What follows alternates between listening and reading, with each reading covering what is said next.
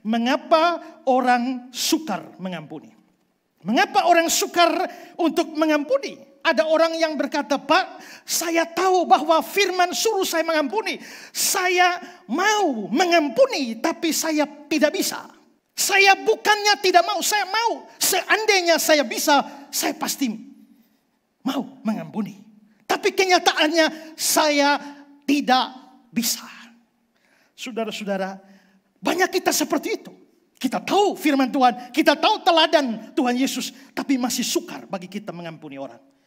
Nah, mengapa atau apa alasannya sampai kita sukar untuk mengampuni? Tentu saja ini banyak hal bisa dibicarakan. Tapi saya hanya mau sebutkan satu hal adalah bahwa kita sukar mengampuni karena kita salah fokus. Salah fokus pada apa? Dua hal. Pertama, karena kita berfokus pada penderitaan dan sakit hati kita. Orang bikin jahat pada kita, kita menderita. Kita sakit hati, kita dirugikan, kita dihianati dan macam-macam. Lalu kita fokus kepada rasa sakit itu. Kita fokus pada penderitaan itu. Dan kalau kita fokus pada rasa sakit itu, satu hal di sini adalah makin kamu fokus pada rasa sakit hati, kamu makin sakit hati. Dan semakin kamu sakit hati, kamu sukar untuk mengampuni. Ya. Ada beberapa alasan mengapa berfokus terlalu banyak pada sakit hati kita terhadap orang lain. Itu menghambat pengampunan atau kekuatan untuk mengampuni. Karena waktu kita fokus pada sakit hati kita dan penderitaan kita, pertama itu segera meningkatkan emosi negatif kita.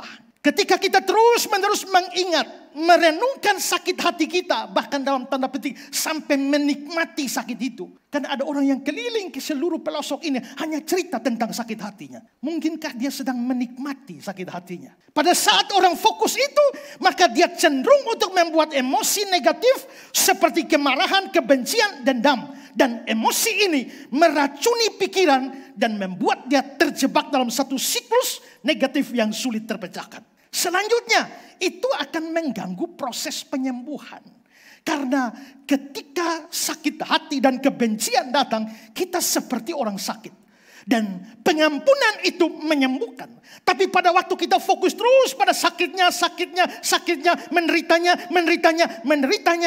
maka kita terus ada pada titik itu. Sehingga itu akan menghambat penyembuhan kita melalui pengampunan. Dan ingat juga, semakin lama saudara fokus kepada sakit hatimu, itu memperpanjang konflik. Ya.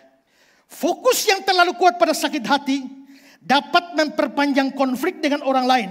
Kita mungkin merasa tergoda untuk balas dendam atau menghindari orang tersebut dan memperburuk hubungan dengan dia atau mempertahankan ketegangan sehingga pada akhirnya pengampunan menjadi sesuatu yang sangat sukar. Jadi yang menyebabkan orang sukar mengampuni adalah fokusnya pada penderitaan dan sakit hatinya. Kedua, fokus yang salah itu adalah ketika dia berfokus pada perbuatan jahat orang. Di satu sisi dia terus fokus pada sakit hatinya, lalu berikut dia fokus kepada orang yang menyakiti hatinya. Dia fokus kepada orang jahat itu, orang yang telah merugikan, orang yang telah menipunya, orang yang telah menikamnya, orang yang telah mengkhianatinya. Begitu dia fokus pada itu, maka saudara yang terjadi adalah kita ini namanya manusia. Ini kan ada baiknya, ada buruknya. Kalau saya lihat Ibu Lin, ada orang baik. Tapi tiba-tiba terjadi konflik saya dengan beliau. Lalu saya terus fokus pada kejahatannya, perlakuan buruknya pada saya terus. Maka perlahan-lahan semua kebaikannya menjadi tenggelam. Dan sebaliknya semua hal buruknya atau bahkan yang tidak buruk pun jadi buruk. Itu yang sering terjadi. Tadi yang saya bilang, ada orang yang bilang, Pak, saya bukan tidak mau mengampuni.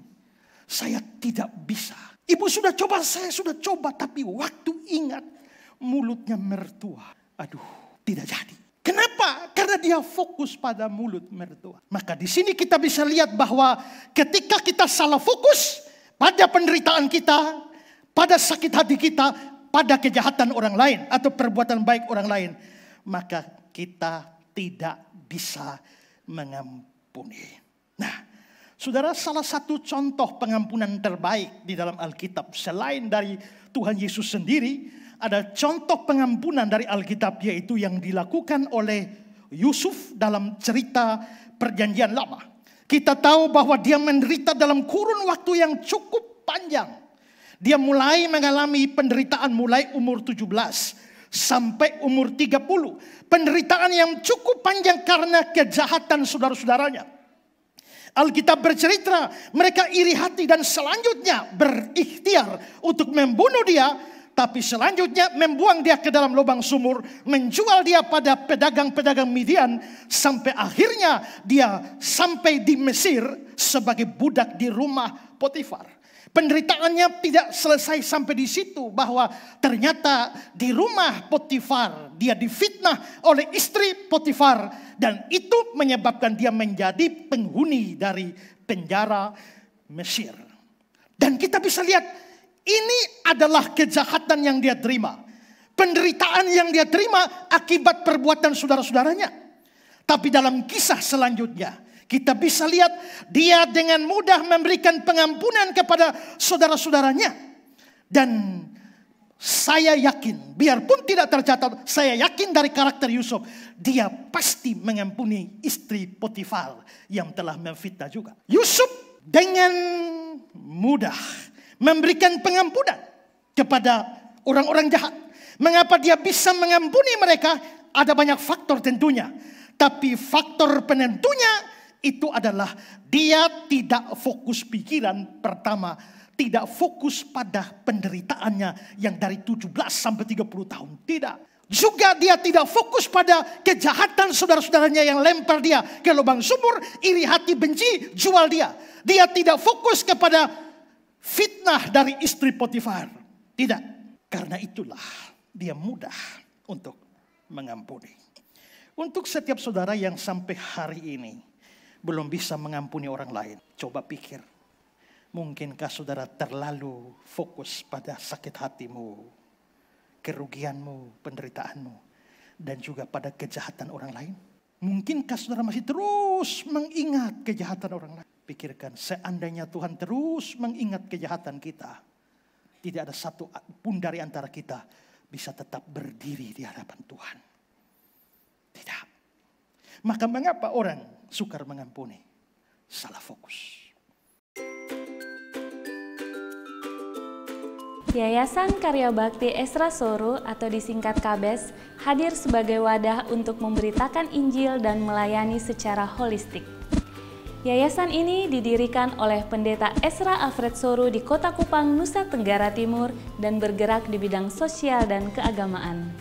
Yayasan ini memiliki visi menjadi lembaga yang mempunyai andil dalam membentuk kekristenan yang gigih dalam memberitakan Injil serta setia kepada ajaran yang alkitabiah dan melayani secara holistik. Dan misi dari yayasan ini yaitu melakukan pemberitaan Injil dan penyebaran ajaran yang alkitabiah secara langsung maupun melalui berbagai media, juga mempersiapkan dan mengutus misionaris-misionaris lokal ke berbagai wilayah, terutama ke pelosok-pelosok, serta mengadakan seminar-seminar atau pelatihan-pelatihan doktrinal, dan melakukan aksi-aksi sosial yang mengarah kepada pelayanan Kristiani yang bersifat holistik. Berikut serangkaian kegiatan yang telah dilaksanakan oleh Yayasan Karya Bakti Esra Soru. Bagi saudara dimanapun berada yang rindu untuk mendukung pelayanan kami, khususnya melalui dukungan dana, maka saudara dapat menyalurkannya ke nomor rekening yang tersedia. Untuk informasi selengkapnya dapat menghubungi Sekretariat Yayasan Karya Bakti Esra Soru melalui nomor berikut ini. Mari beritakan Injil dan melayani sesama dengan kasih bersama Yayasan Karya Bakti Esra Soru. Tuhan Yesus memberkati.